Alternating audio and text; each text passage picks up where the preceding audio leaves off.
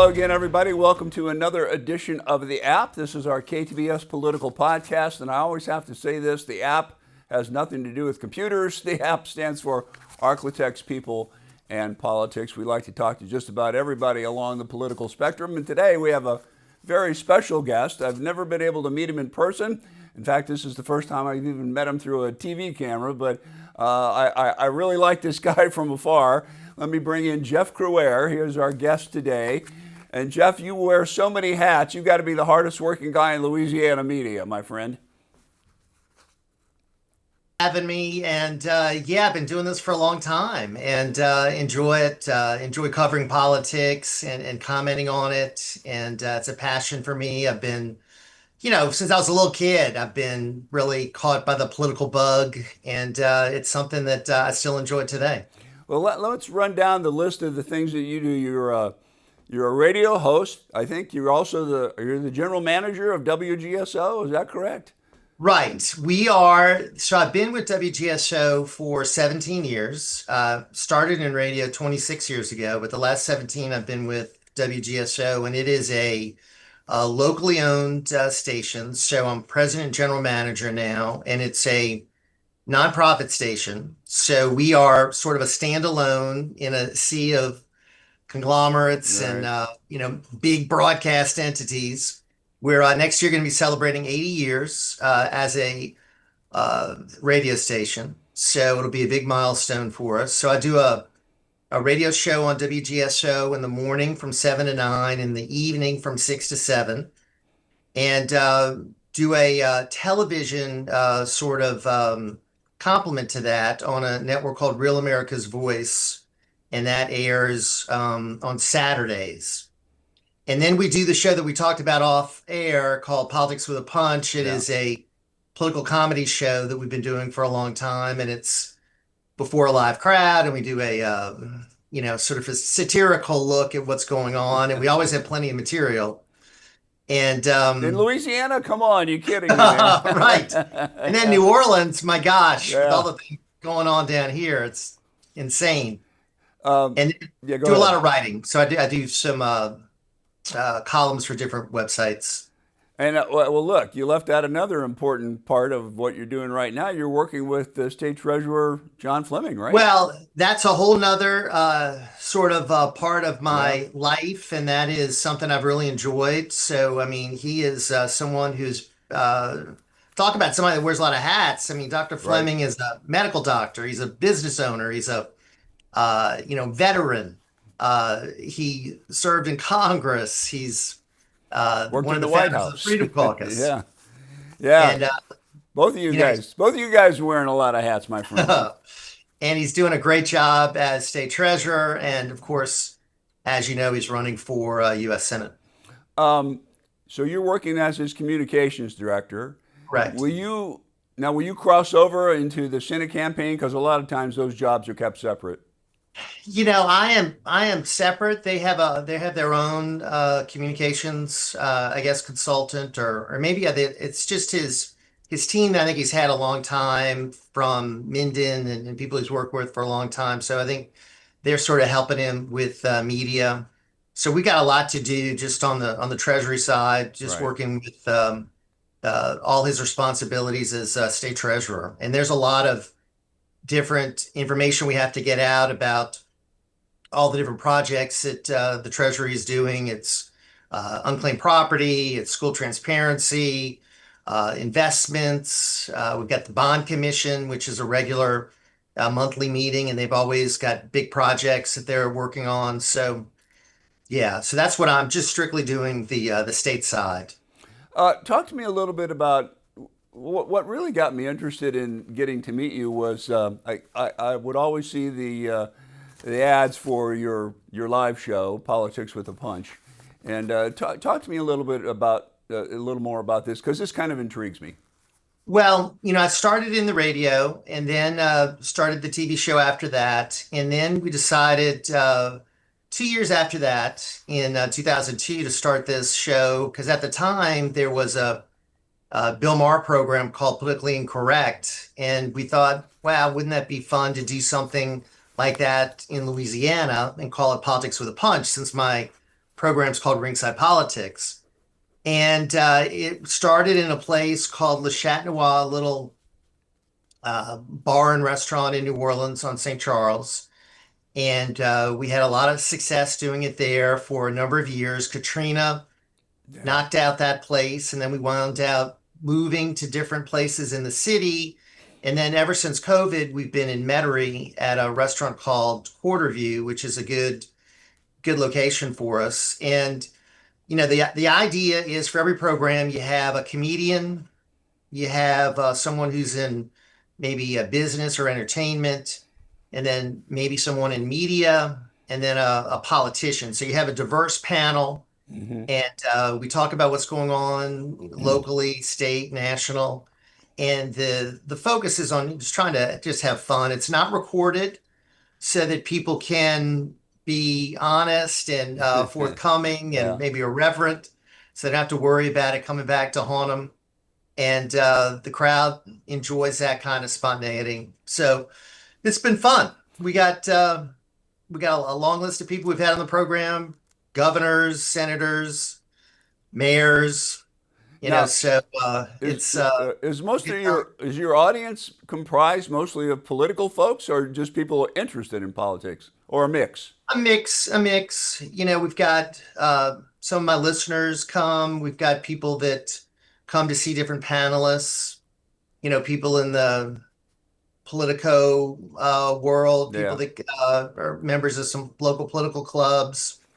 So we do it, and that's the fun part about it. You do it before an audience, and it's the idea is you want to try to make them laugh. I mean, it's like a gridiron. I'm sure you've been to a lot of the gridiron shows.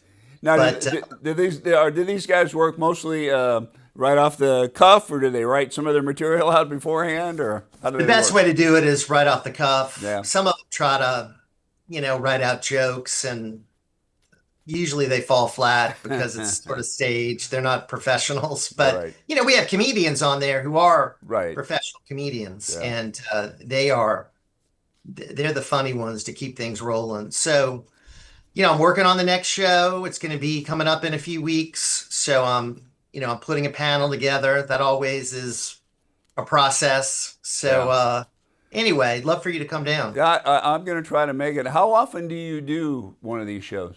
Once every 2 months. Once every 2 months. Because they got to be tough to put together, don't they? I mean, you got to make. First of all, you got to make everybody's schedules work. Right. And people are doing this gratis. I mean, this is something that they're doing, from the goodness of their heart to participate in this. So we have to work around their schedule, and sometimes you have to find a date that works with the various panelists. So it's a lot of fun, and it is something that takes time. In the very beginning, I did these every month, and that just got to be too overwhelming. Too much, yeah. Does anybody ever walk out of there angry? I did have a guy one time, a liberal comedian, who didn't like the fact that we try to be balanced. I mean, we try to make fun of everybody, and he was not happy with jokes about liberals and Democrats, and he stormed out of there and yelled and screamed as he was leaving. Wow. So that's the only time I've ever had someone, leave a stage while we were doing a show. So after 24 years of this, it's only been one guy. Well, that's kind of the problem on that side, right? No sense of humor. Well, that's the deal. I mean, I try to be even-handed. We want to make fun of conservatives and liberals, and I think the conservatives have a better sense of humor by far. And it's just what I've seen in the comedians, what I've seen in some of the politicians. But we try to always include Democrats on the panel, because I do want to make sure that this is balanced. I don't want to just have jokes about one side. And that's like for my program. I mean, I do encourage liberals to call in. I'm a conservative, but I do believe in free speech. I believe in hearing all voices. So I think that's important. No, I absolutely agree with you. Now, I was reading some of your bio here, and you've been on the air a long time. I read more than 25,000 political interviews, and you've interviewed everybody in the gamut from vice presidents to presidents to on down the list, right? Well, I mean, yeah, I mean, I had a position prior to starting in radio with the Republican Party, so I was able to, make contacts within the party. I've been a longtime activist, was chairman of the Greater New Orleans Republicans, and way back in the day, I ran for office one time, and I certainly had a lot of connections there, which helped me when I went on to the show by Sure. bringing on political leaders. And I've gotten to know a lot of people over the years that are in politics. So the show is a mix of, local, state, and national. So we do have callers because of the internet now who call in from all Sure. over the country. Yeah. And they know me from Real America's Voice, which is the Saturday show I do on this nationwide network. Hmm. So when I started, we just had people calling in from our local area, but Yeah. now, we have people from everywhere. That makes it a little harder to decide how you approach the show, right? What you put into the show. You can't just do local stuff. No, you really can't, because I try to go with whatever's the hottest topics of the day. And a lot of times it's national issues. Like Trump is a great source of material Oh, yeah. because he's Yeah. always doing something which is creating news. So just following what President Trump is doing and everything that the left is doing in response, I mean, those are big issues that we follow all the time. And Yeah. then, we follow the legislature, follow the antics of Mayor Cantrell and the different stories here locally. Of course, there's a mayor's race going to be coming up and be focusing on that. Try to maybe do some debates, get some of these candidates on the record. Yeah. Well, I wanted to ask you about Mayor Cantrell since you're down there in New Orleans, and antics is a word that you used, and I think that's speaking euphemistically. Yeah, she is someone who's not from here and was somehow able to win against a seasoned politician, and then she won re-election.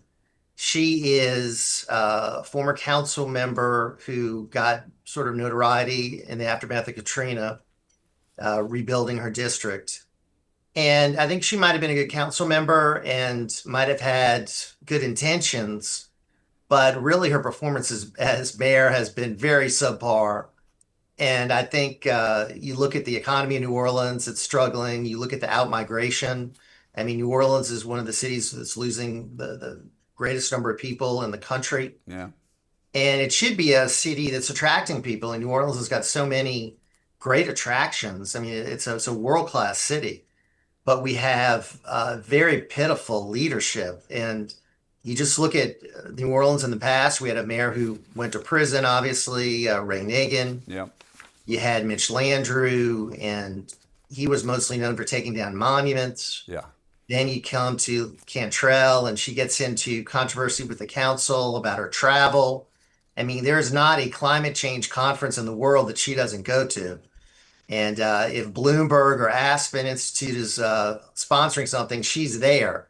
And she just got back, I think, from Paris, and then she Yeah. went to another event in Florida. And I mean, she is a frequent flyer. And the people are upset about it because, I mean, she doesn't feel like they don't feel like she's focusing on the issues at home. How does She's how, not. No, clearly, how does that get justified with the expense and for all of that? It doesn't. I mean, Yeah. she just ignores the criticism. She's in her final year, so she doesn't do much media. She has never been very open to questioning. She doesn't really have good relations with the media at all. Yeah. And she started her own type of podcast to try to get her message out because she didn't want to answer questions. And Right. she got into it because she started dating a man who was her bodyguard. Yeah. And then they were using the city-owned apartment, the Pontalba apartment, as sort of a love shack. And the problem is, of course, that was a facility reserved for dignitaries when they came to New Orleans, Yeah. like the president of France or someone that would come for a visit, not for the mayor to be living there. And that was a big brouhaha to get her out of there. And they finally extracted the keys from her, but it was a mess. So she's been really just sort of doing what she wants to do. Yeah. And Is it the the results have not been good. was it the expense for the apartment or the travel that they tried to get her to pay back? I can't remember.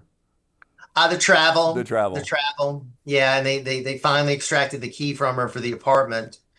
And then she got into a lawsuit with a woman who took a picture of her on a balcony with her boyfriend at dinner and Oh yeah. sort of romantic interlude. And she thought that was an invasion of her privacy. And, that went to court. So it's just been a mess, Yeah. one thing after another. Yeah. And at the same time, we're trying to host world-class events. We're trying to deal with a terror attack. So our radio station is on Carondelet. Okay. And to our right, just a few blocks away, is the terror attack, which occurred on Wow. New Yeah. Year's Day. New Year's 14 Day. people Yeah. died, Yeah. just 2 blocks away. Wow. And then not far away, a few blocks away on the other side, is the prison, where you just had 10 inmates escape. And I was going to ask you about that. You're centrally located then, is what you're telling me. we're in the central business district, right? Yeah. And it's a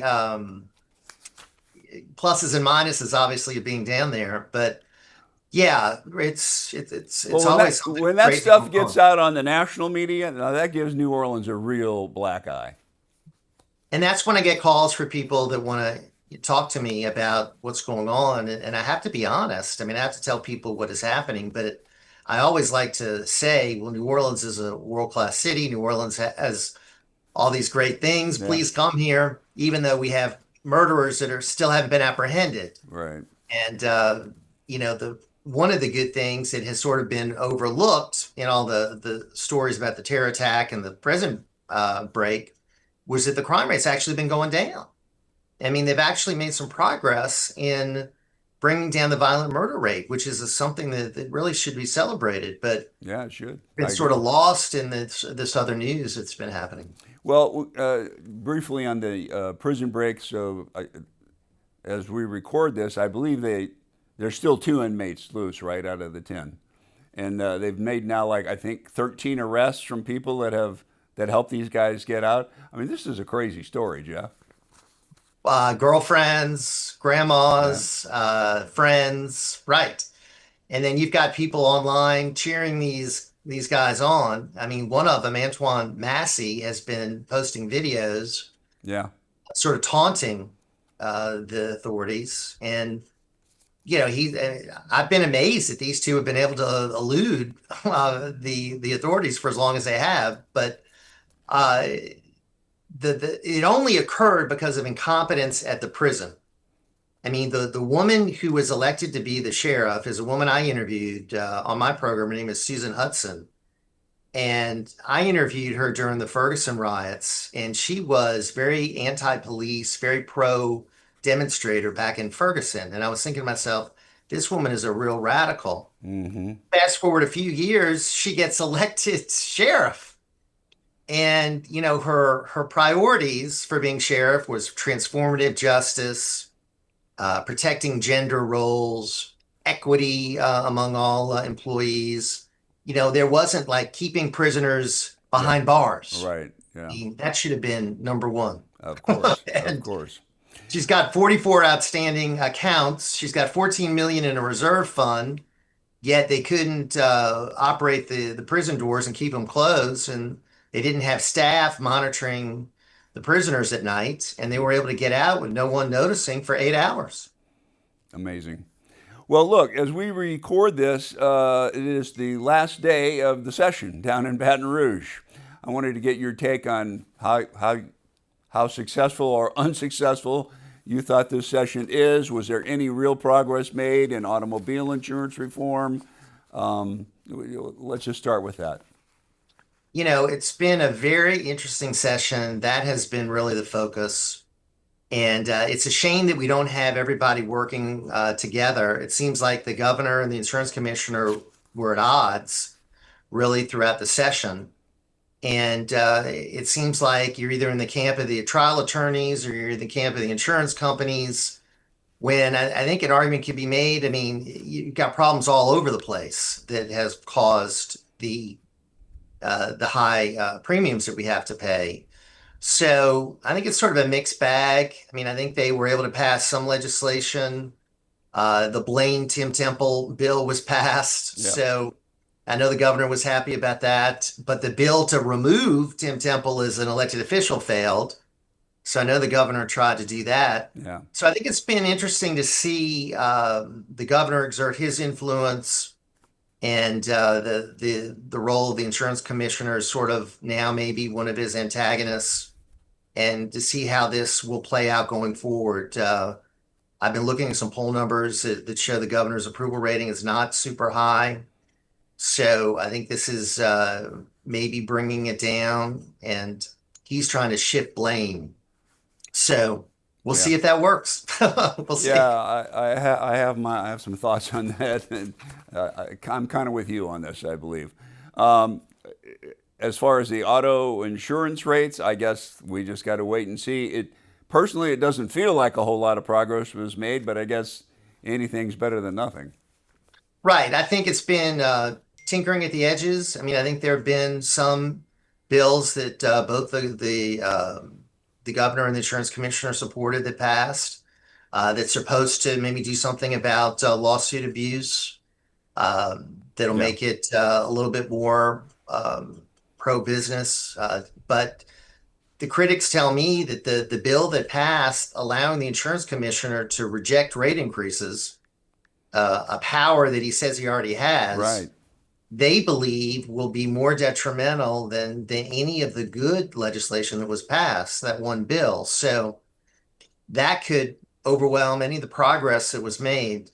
So we'll just have to see how it plays out as far as insurance companies coming to Louisiana, as far as, what our citizens are paying going forward. But I have my questions. We'll see. We're never safe while that legislature is in session. I mean, it's always got to hold on to your wallet until they conclude. The governor did veto yesterday, again, the day before we're recording this. He did veto SB 111. That was a bill by Alan Seabaugh. It was an insurance reform bill. But previously, the governor had said, if you put any auto reform bills on my desk, I'm going to sign them. He didn't sign it. Right. And that was, sort of an indication of, where he stands in the whole debate.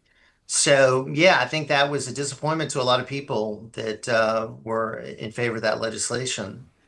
So I'll be very curious what the governor does as far as his line item veto, what he's going to do to some of these bills that are passed at the last minute. He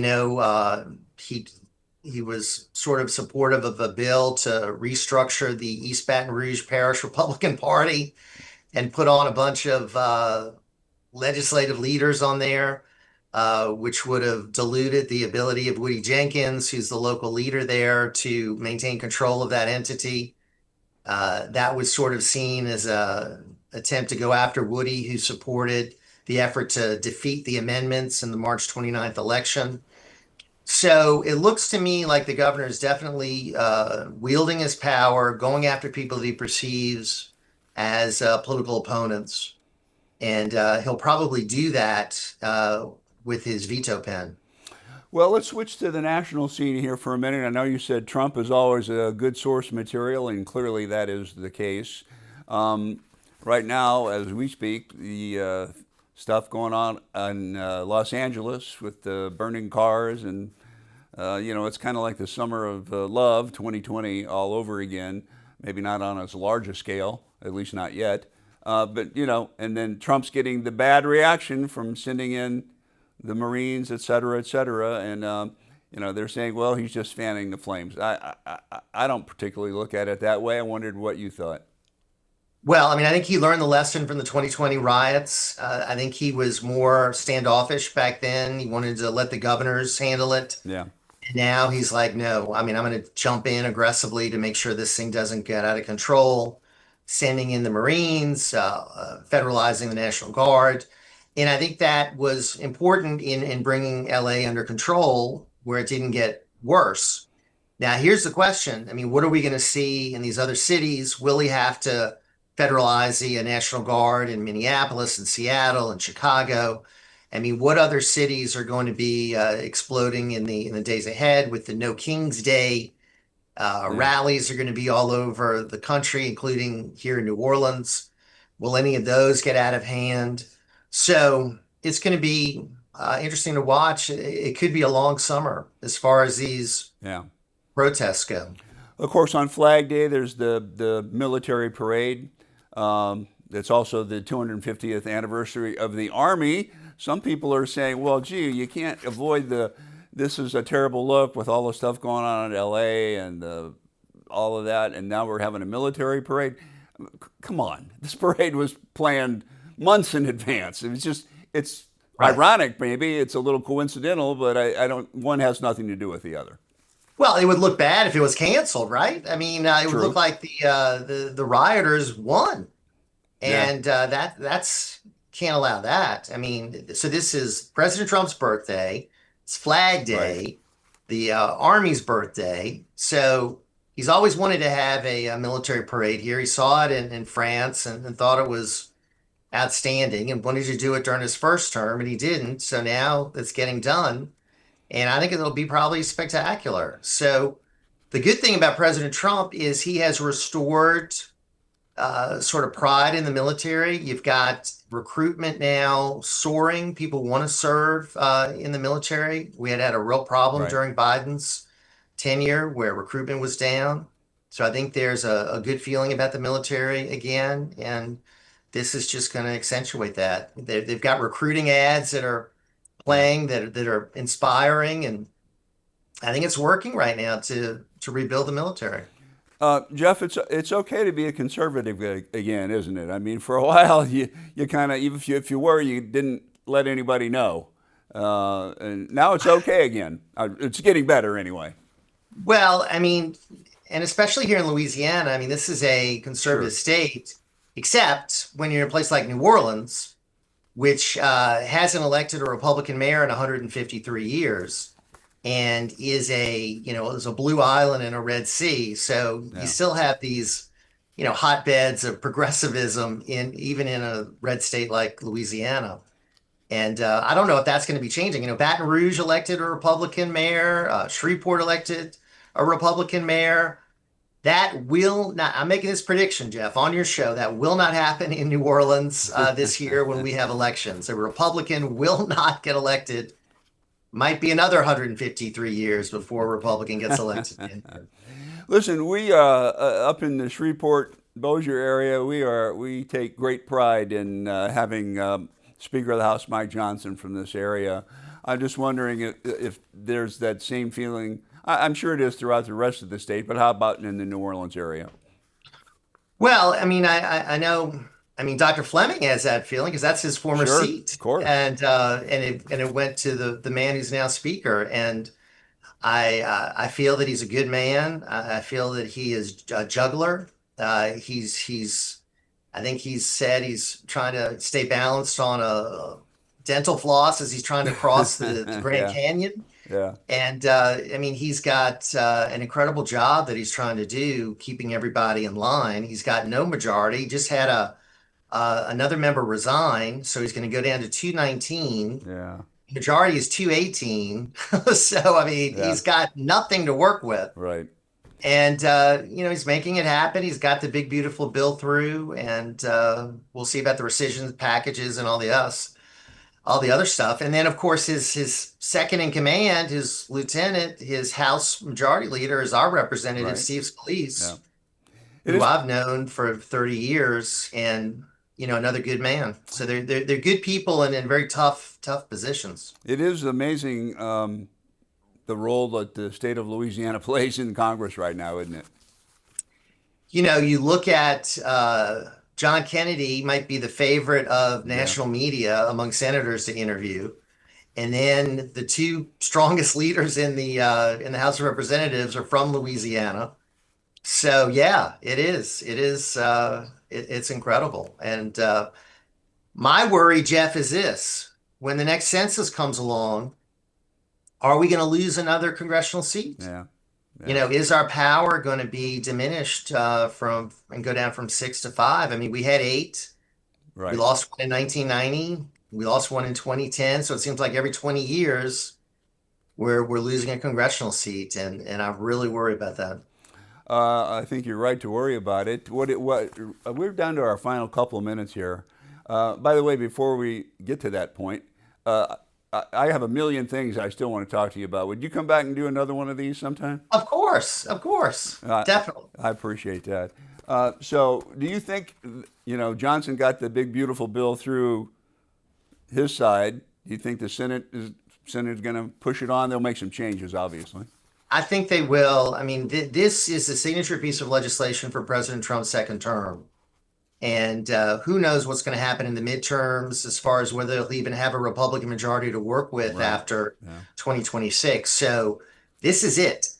And they're trying to get it done by July 4th so that it'll have time to be implemented and have time to have its a positive effect on the economy, so that when voters go to the polls in 2026, the positive impact of this bill will be felt. So it's going to pass. I do think people like Rand Paul and Rick Scott and Ron Johnson will make changes to it. And I think there are going to be some more rescission packages, which will be passed to sort of give those that are real fiscal conservatives something that they can point to. So I think there's more good in this bill than bad. I do understand the critics who say that we're not cutting enough spending. Yeah. And I think that's going to have to be something they go forward. And now the question is, will it go forward without Elon Musk? I mean, will Doge still be a viable entity without him there? Well, I kind of hope it is. I like what they were doing. Real quick, before we say goodbye, tell us the name of your show, when it's on, and all the other things that you're doing as well. Well, thanks for having me. It's called Ringside Politics, and it's on WGSO weekdays, 7 to 9 in the morning, 6 to 7 in the evening. Your viewers in the Shreveport area can listen at WGSO.com. And then on Saturdays at noon, I'm on Real America's Voice with Ringside Politics. And that is seen on Roku and Pluto and all kinds of different platforms that are available for folks to check it out. americasvoice.news. All right, look, we wish you the best. Thanks for being with us, and we will definitely do one of these again soon. Thank you, Jeff. All right, Jeff Crouere, Ringside Politics, Politics with a Punch, WGSO Radio. That's it. I'm not going anymore. Thanks for watching the app, Arklatex People in Politics, available on all major podcast platforms and, of course, on all the KTBS digital platforms as well. Have a good one, everybody.